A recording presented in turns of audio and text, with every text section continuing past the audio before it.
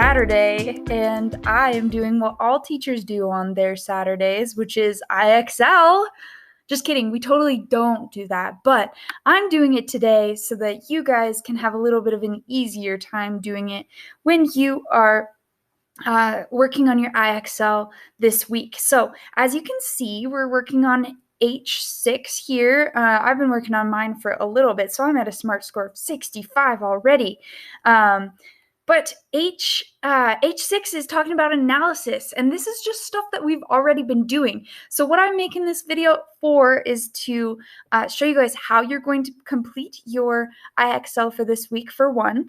And then two, I'm going to talk a little bit about how we're going to apply it to English class, because we don't want to do anything in IXL that we don't actually use later in our writing. So that's what we're going to be talking about today. I'm going to give you a quick refresher on analysis. So what they're asking you to do is read the claim and the supporting evidence. So here's that. And then they're going to have you choose the analysis that better explains the connection. Now, here's a good skill for test taking later in life, or just life in general. Sometimes they're going to ask you to pick the thing that better explains the connection. That means there's two good answers, and one of them is the better answer. So you have to think really hard and really carefully about this type of question. Okay, so what we're going to do is we're going to look at this claim. So this is just like our point sentences that we've been writing. Then we're going to look at this evidence. This is just like those quotes. And even though they're not using direct quotes from a text, it's exactly the same thing. And then they go and they have two pieces of analysis that could be correct, and we have to pick the right one. All right, so the claim is Emma has a creative sensibility. All right, so Emma's a nice creative person. Emma made a pot rack out of an old bicycle wheel. Interesting. Go, Emma. So now we have to choose the analysis that better explains the connection. What we're trying to do is prove that these two things are connected. If our argument is Emma has a creative sensibility, and we're trying to prove that Emma has a creative sensibility by saying that she made a pot rack out of an old bicycle wheel, what we're going to want to have in our analysis is something talking both about Emma and her ability to make things, old things new. That's kind of what we're talking about here. So even before we look at our analysis, we can say, okay, we're proving that Emma is creative, and we are using this evidence that she made a pot rack out of an old bicycle wheel in order to prove that she's creative. So our analysis should go over both of those things. Let's see what we've got. Emma's creativity comes from her mother, an architect, and her father, an artist. Okay, well, there's an interesting piece of evidence. I wouldn't necessarily call it analysis, because it's not talking about Emma and her creative sensibility or her ability to make old things into new things, but it is giving us some more evidence. So maybe we could use this later as a piece of evidence if we were going to continue writing about Emma, but we need to find something different in order to do analysis. So let's look at this one. One hallmark of creativity is the ability to turn trash into something useful.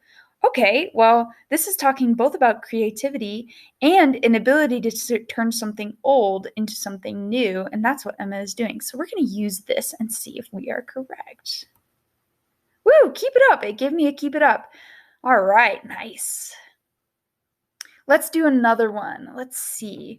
These are starting to get hard because I'm up here in this higher SMART score. So let's see. Claim all cities should implement mandatory composting programs. Cool, composting programs, mandatory. All right, so this is our argument. Remember, in our claim, in our point sentences, we are making an argument. We are trying to prove, though, we are right.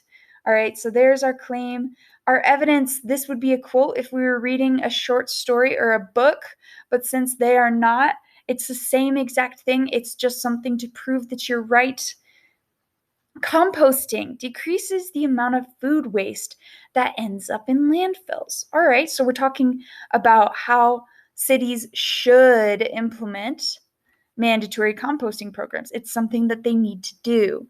Our evidence is saying that it would be good because the amount of food waste that ends up in landfills. All right, so what? Tell us why. Tell us why this is important, and connect the two things, the claim and the evidence. We should be talking about mandatory composting programs, and now we should be talking about landfills. All right, let's see what our analysis is. Let's pick the better one.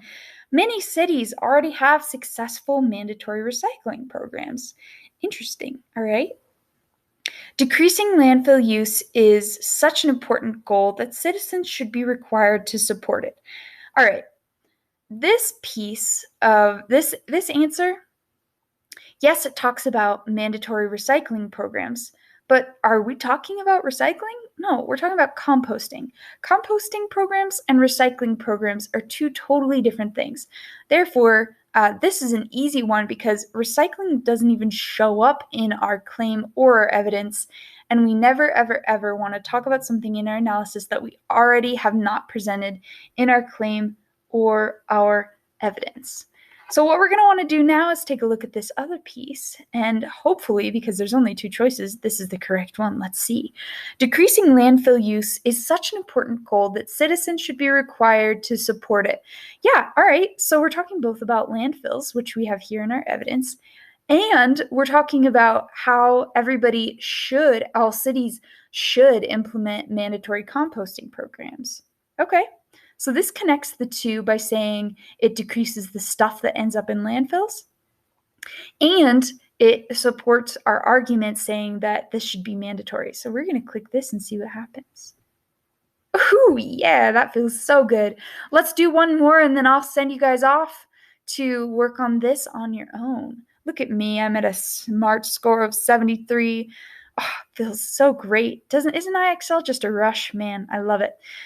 All right, here's our claim. It is crucial that teenagers not be allowed to drive at night. That is our argument. We are making that point sentence claim right there. Here's our evidence. Car accidents involving teen drivers are far more likely to occur between the hours of 9 p.m. and midnight. All right, so that's our evidence. We're assuming that this is cited, that it's coming from a study, and it connects the claim about teens not driving at night to a direct time period, 9 p.m. and midnight, which is excellent. That makes it great evidence. It's very specific.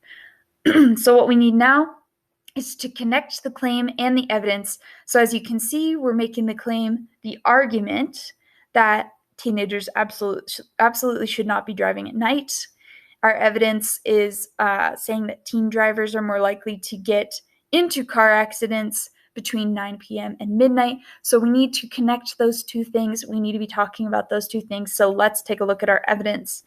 Banning such driving would dramatically reduce harm to teenagers. Okay, such driving would be driving between the hours of 9 p.m. and midnight. Let's see the other one. Laws should protect people from engaging in activities that are likely to result in injury. This is a tough one, okay? So let's work through this. It is crucial that teenagers not be allowed to drive at night, all right?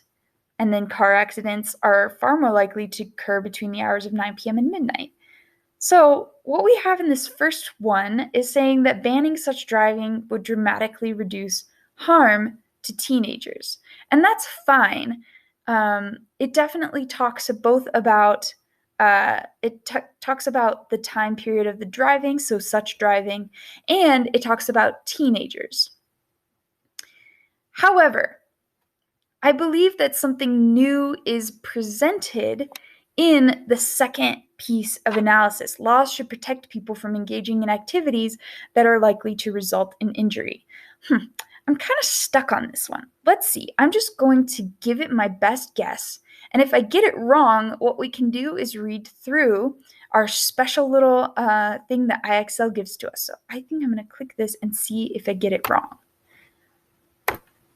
Oh, boo. Okay, so what I just did is teach you a skill that you need to know for IXL. Guys, if you are having a struggle, just try. And if you get it wrong, don't skip over this page because it hurts your feelings, because sometimes it kind of hurts my feelings when I get it wrong. But go down, be a good sport, go down and read the explanation. So, I answered wrong. Why am I wrong? Let's go down here. Taken together, the evidence and analysis support the claim. Okay, evidence, car accidents, analysis. Laws should protect people from engaging in activities that are likely to result in injury. So that's what I should have chosen. Okay, therefore, it is crucial that teenagers not be allowed to drive at night. The analysis provides an underlying principle that connects the evidence to the claim. The other answer choice makes assumptions or interpretations that are not actually supported by the evidence. Oh, okay, that's a good point. It kind of tells me, like, I'm assuming too much if I click on this one. So this is great. Now I have some skills to move forward and get my answer correct next time. Crazy how that works. They thought about everything. All right, got it. I'm good. And you guys are good to go too. So go ahead and get to work on this. And I will be available for any help that you guys might need. Ask your teachers if you need help on this. And happy IXLing.